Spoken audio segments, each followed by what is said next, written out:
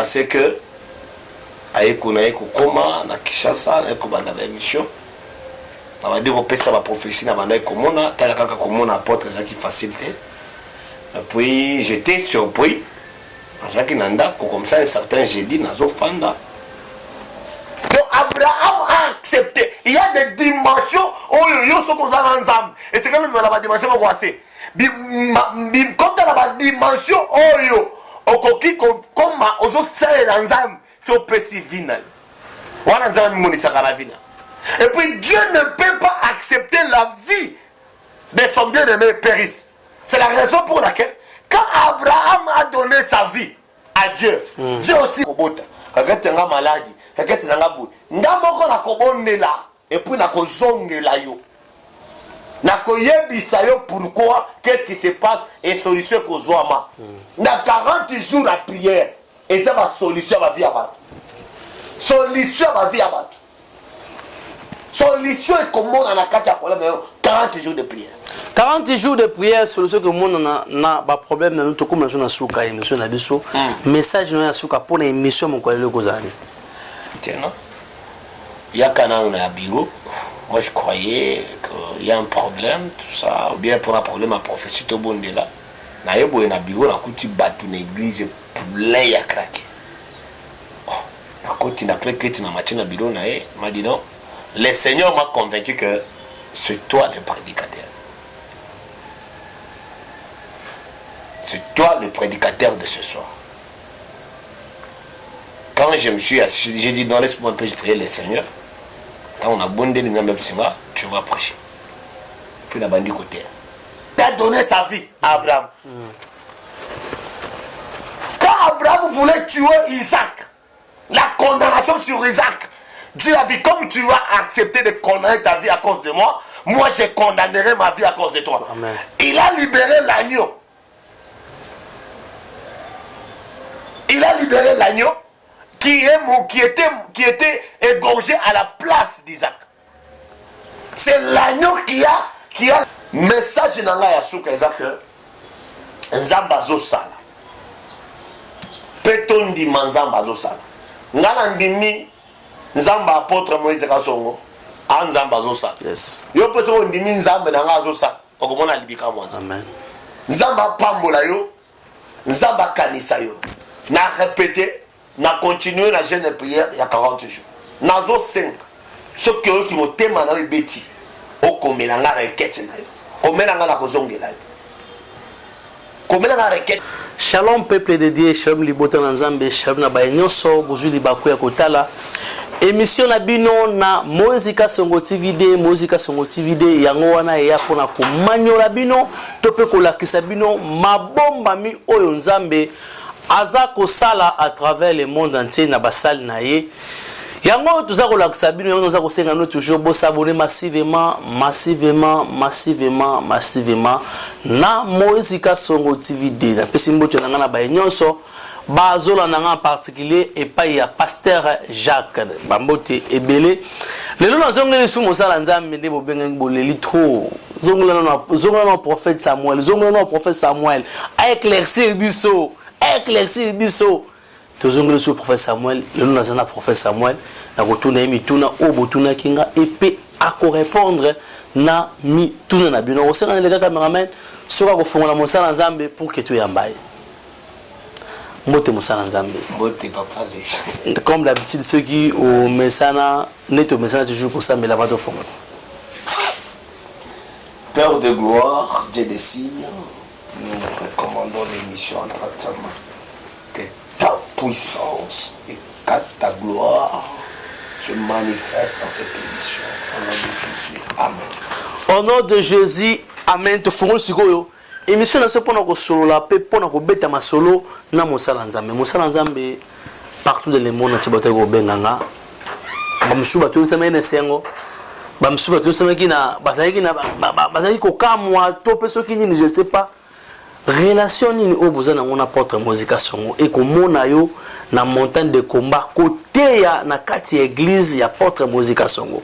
Relation ni bozana ngona mosala Nzambe. Ko bisto ebio ngana benga ki yo kaka émission pour tout ça la émission tu te senga ki beaucoup de nations koko ça koko ba vérité kokutana na porte Moïse Kasongo zaka jour moko oyo na ka représenter que olingi obanda koleka émission na kati chaîne de posolola relation ni ko la sabana porte to ko bana porte vérité au besoin on apporte Moïse Kasongo mona au côté en pleine culte à montagne de la première des choses je bénis le Seigneur et la considération l'apôtre Moïse Kasongo après ça Kingai dans journée à les 15. L'apôtre Moïse Kasongo c'est quelqu'un que j'avais connu dans les réseaux sociaux il y a longtemps quand même. Amen. Parfois Facebook tout ça. Oh, on ne s'est pas même croisé, tout Fandabou et tout ça, mais on était amis de longue date. Jusqu'à ce que Aïkouna Koma, na Kishasa, na Kobanda émission. On va développer ça la prophétie na Banda Komona, Talaka Komona apporte ça qui facilité. Et puis j'étais surpris. Azaki Nanda, comme ça un certain jeudi, Nazo Fanda. Nandako. Nayoki kaka téléphone nanga igangi bi tali bon numéro apôtre Moïse Kasongo. Il m'a jamais appelé hein. Il m'a jamais appelé. Abanginga na komi wana bitena. Yakana na bureau. Moi je croyais qu'il y a un problème tout ça ou bien pour un problème à prophétie to bondela. Na yebo na bureau na kuti batu na église plein ya craqué. Quand il a pris que tu n'as pas bureau, m'a dit non. Le Seigneur m'a convaincu que c'est toi le prédicateur. C'est toi le prédicateur de ce soir. Quand je me suis assis, j'ai dit non, laisse-moi un peu prier le Seigneur. Quand on a bondé le Nambeb Singa, tu vas prêcher. Puis on a bandit côté. Et depuis ce jour-là, je lève ma main, je suis devant les caméras.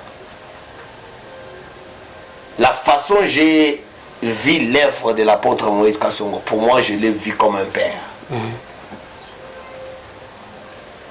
Et j'ai compris facilement pourquoi il est combattu. C'est un grand homme de Dieu.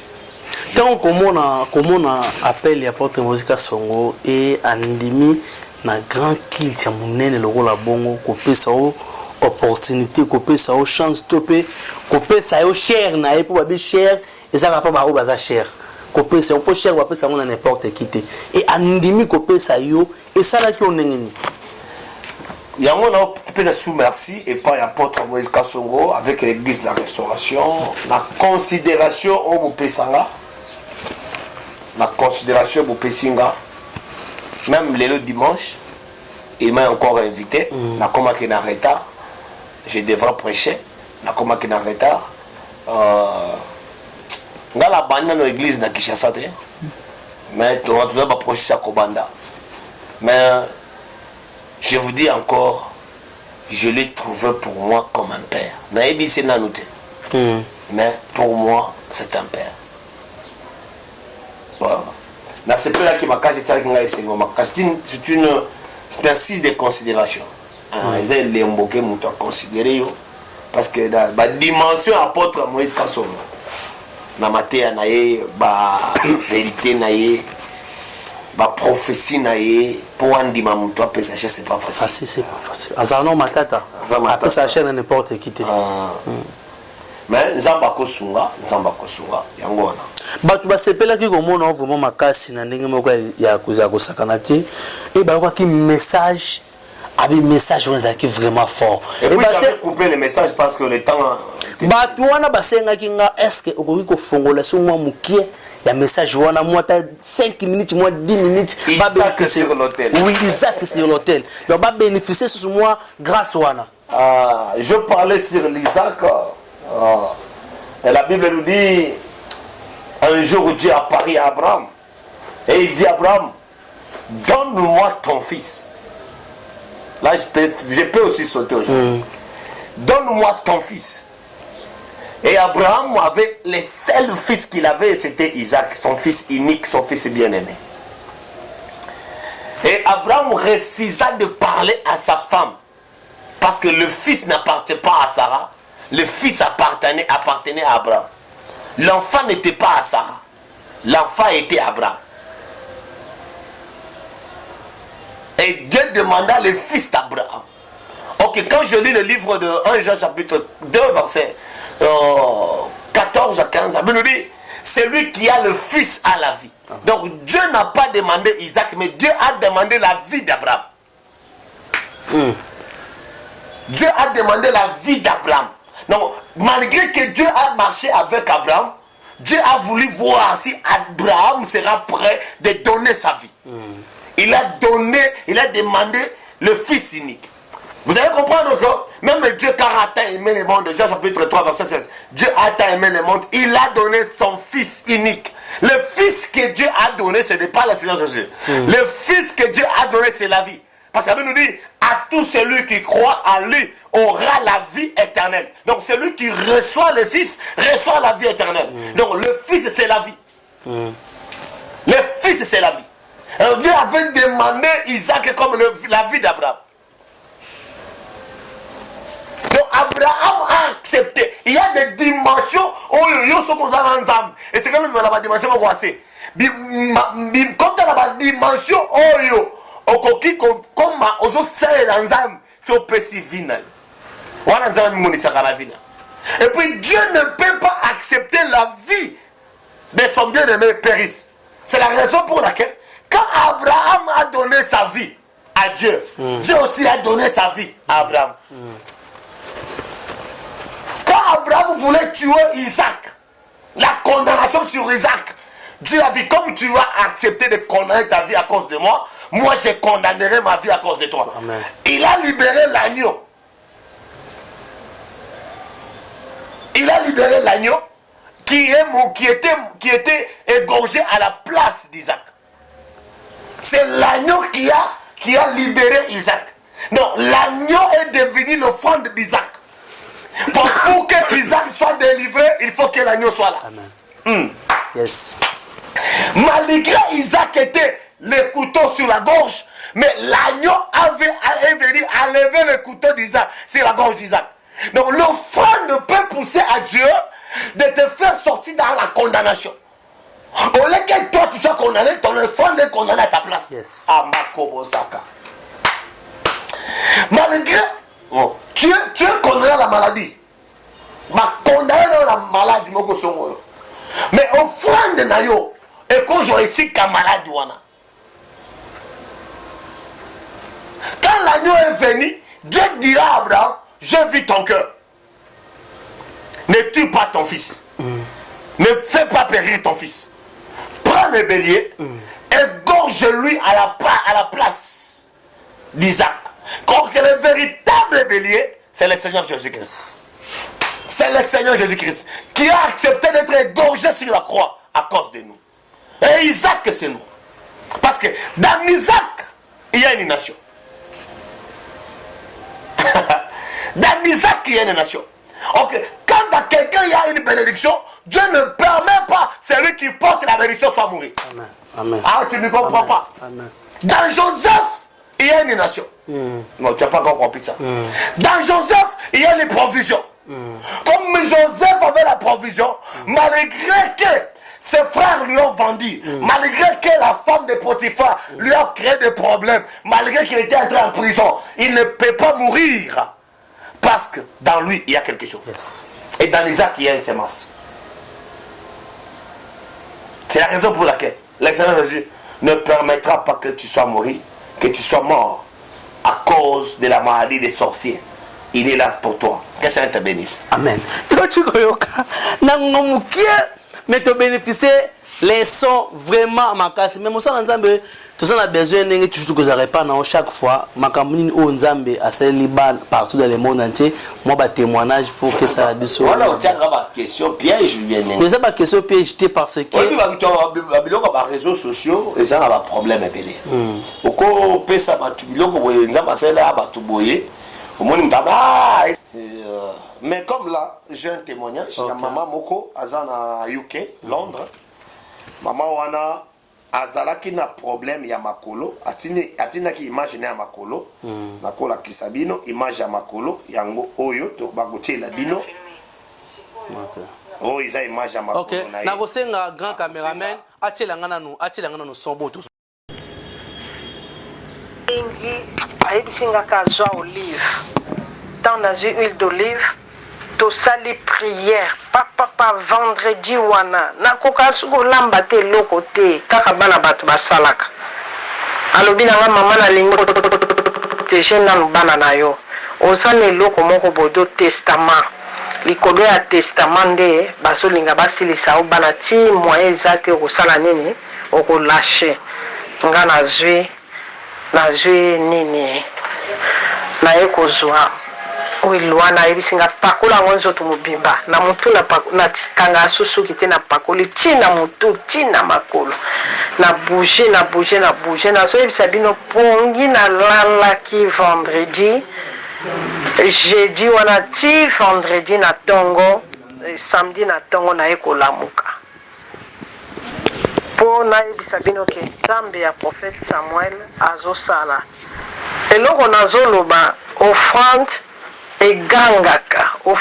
egangaka totala nanu te offrande totala délivrance oyo nzambe azosalela biso ya bikamwa ngai vraiment na part na nga nazwi délivrance nazali nazo bouger makolo nauti kosala bakine balobi na nga sava penza makolo na ngai nakoka kotelema même komata na bisi ezalaka nga problème mais ngai yo na bouger makolo na nga makolo eza ya kotambola nzamba prophète Samuel aza nzamba bikamwa bandeko na nga totika kotia tembe te moto na moto aya na ndenge na ye ngai nazwi ya ngai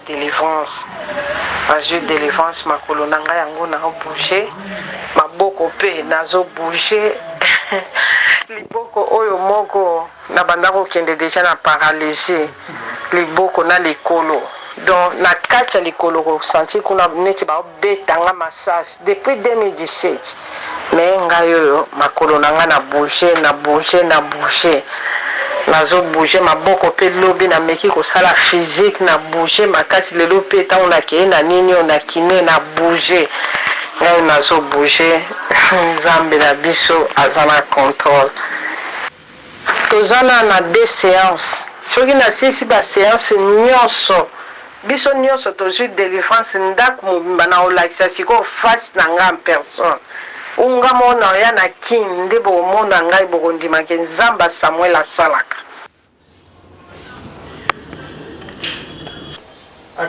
papa toti koyoka témoignage oyo ndenge nzambe asaleli mama oyo azalaki paralysé eza likambo ya jeudi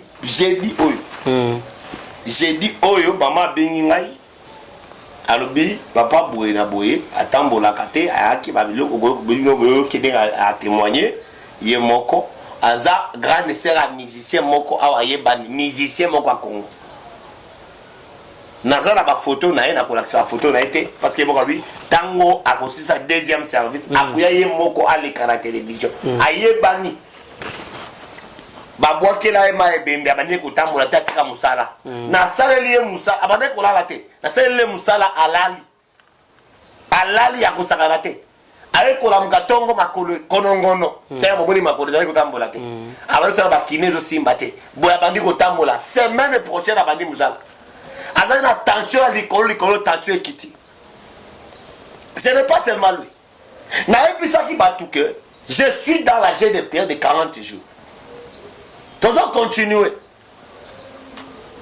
33e jour yango etikali 7 jours tosisi jeûne nazoyebisa bato bazolanda ngai boyoka mama azotémoigner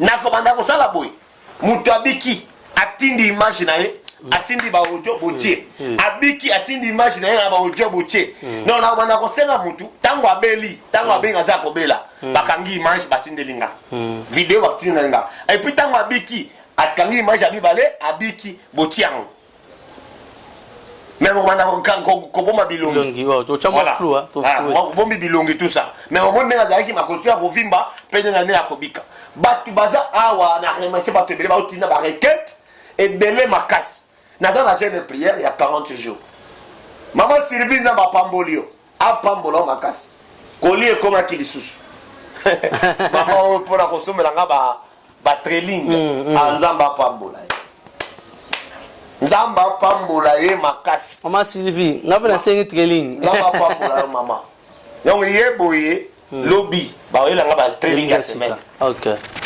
Donc tu n'as aussi sa jeune prière nzamba pambola donc dans la jeune prière na zoyamba ba requête yo ata obeninga te soko landika émission ezala butu ezala moi tindelanga requête na yo comme nanga frère John requête nanga kobota requête nga maladie requête nanga boy nga moko na kobondela et puis na kozongela yo na koyebisa yo pourquoi qu'est-ce qui se passe et solution kozwama na 40 jours à prière et ça va solution va vie à battre solution va vie à battre solution est comment on a 40 jours de prière.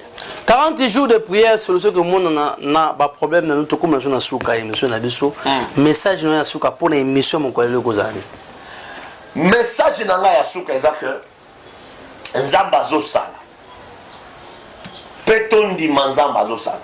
Ngala ndimi nzamba apôtre Moïse Kasongo nzamba zo sala. Yes. Yo peto ndimi nzamba na nga zo sala. Okomona libika mwanza. Amen. Nzamba pambola yo nzamba kanisa yo na répéter na continuer la jeûne prière il y a 40 jours nazo 5 ce que qui motema na beti okomela nga requête na yo komela nga na kozongela yo komela nga requête na yo na kozongela yo nzamba lola akosimba yo nzamba lola akokanisa yo nzamba lola akobikisa yo nzamba lola akofongola yo que le Seigneur te bénisse. Shalom. Tika Nzambe azala na baino so bandit mo pesi numéro de téléphone plus 243 81 26 20 680 plus 243 81 26 20 680 plus 243 81 26 20 680 numéro na la téléphone benga ngai komela nga message na kosunga yo na ba problème ba autiste na zana maman moko yazo benga nga awo.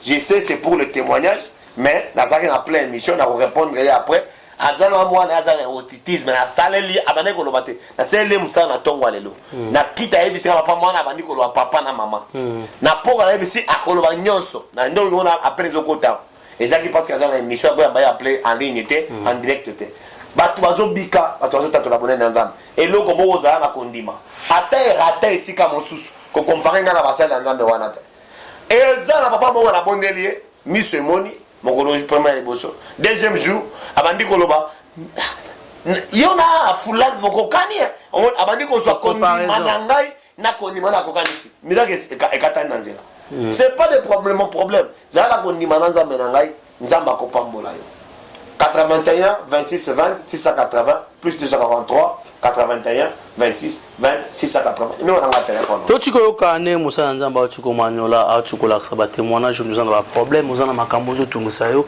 oza kozwa solution te numéro musana nzamba za na bande l'écran yango wana ozo mona se wana za musala numéro ya prophète Samuel wanzambi soko bengi okozwa ye okozwa emene mission eza koya na okocha papeza pe na batu pe na tourne ba mo benga basa beze bazo ba biloko ba okota mais la gora na kotika awa est-ce que ko permettre na lo ba iloko moko kaka moko pour la peso ka na zo lo ba iloko a mutu mususu te na o lo ba iloko na yo ate pardon te faut pas iboma limbisa non eza la vie na yo te mais eza la vie ande ko na moko aza na poto aza mwasi. OK soko lobiango ngai na solo na ye so na solo na ye émission de sala to bengi en direct so makambo lobeza vrai bana poto na lancer défi ce qui makambo prophète akoloba eza vrai ozana ndeko na soki mama leki soki mama fulani aza na poto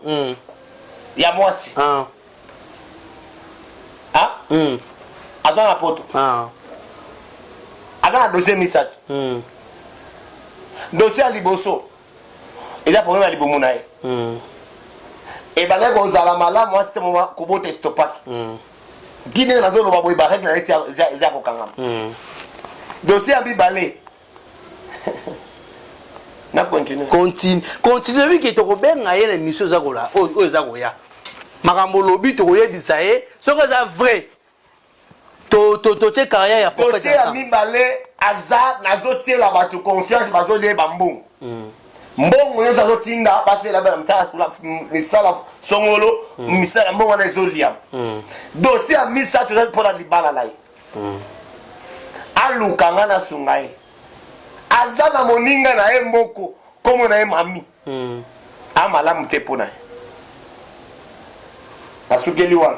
Mami nga na yebisi ya mami azami na te solola mais makambo prophète alobi to garder yango, to garder pe image, to solola na kolo prophétie et sera le beza vrai to benga ye en direct. Il y a une émission pour que continuer message. Nga na komi na suka ya émission mokola lo so ko za besoin ya kozwa journaliste Jonas numéro d'Angazali plus 243 84 45 62 240 plus 240 84 45 62 240 parce que aiko koma na Kishasa na ko banda ba émission na ba développer ça ba prophétie na banda komona tala kaka komona apôtre za ki facilité et puis j'étais surpris parce que nanda comme ça un certain jeudi nazo fanda. Abraham a accepté. Il y a des dimensions où il y a et c'est quand même dans la dimension où c'est. Quand dans la dimension où il comme aux autres ensemble, tu peux si vina. Et puis Dieu ne peut pas accepter la vie de son bien-aimé périsse. C'est la raison pour laquelle quand Abraham a donné sa vie à Dieu, Dieu aussi regarde nga maladie. Ndamoko na kobondela et puis na kozongela yo na koyebisa yo pourquoi qu'est-ce qui se passe et solution kozwama na 40 jours à prière et ça va solution va vie à battre solution va vie à battre solution est comment on a 40 jours de prière 40 jours de prière solution que monde na ba problème na nous to comme na suka émission na biso message na suka pour la émission mon collègue kozali. Non? Il y a un bureau. Moi je croyais qu'il y a un problème, tout ça, ou bien pour un problème à prophétie tout bon de là. Na yebo na bureau na kuti batu na église plein ya craqué. Oh, na kuti na plein que na matin na bureau na m'a dit non. Le Seigneur m'a convaincu que c'est toi le prédicateur. C'est toi le prédicateur de ce soir. Quand je me suis assis, j'ai dit non, laisse-moi un peu, je priais le Seigneur. Quand on a bondé les mêmes tu vas prêcher. Puis la bandit côté. Il a donné sa vie à Abraham. Quand Abraham voulait tuer Isaac, la condamnation sur Isaac, Dieu a dit comme tu vas accepter de condamner ta vie à cause de moi, moi je condamnerai ma vie à cause de toi. Amen. Il a libéré l'agneau. Il a libéré l'agneau. Qui était égorgé à la place d'Isaac. C'est l'agneau qui a message dans la yasuka Isaac. Nzambazo sala. Peton di manzambazo sala. Ngala ndimi nzamba apôtre Moïse Kasongo. Nzambazo sala. Yes. Yo peto ndimi nzamba na ngazo sala. Okomona libika mwanza. Amen. Nzamba pambola yo. Nzamba kanisa yo. Na répéter. Na continuer la jeûne de prière il y a 40 jours. Nazo 5. Ce qui mo tema na beti. O komela nga requête na yo. Komela nga la kozongela yo. Komela nga requête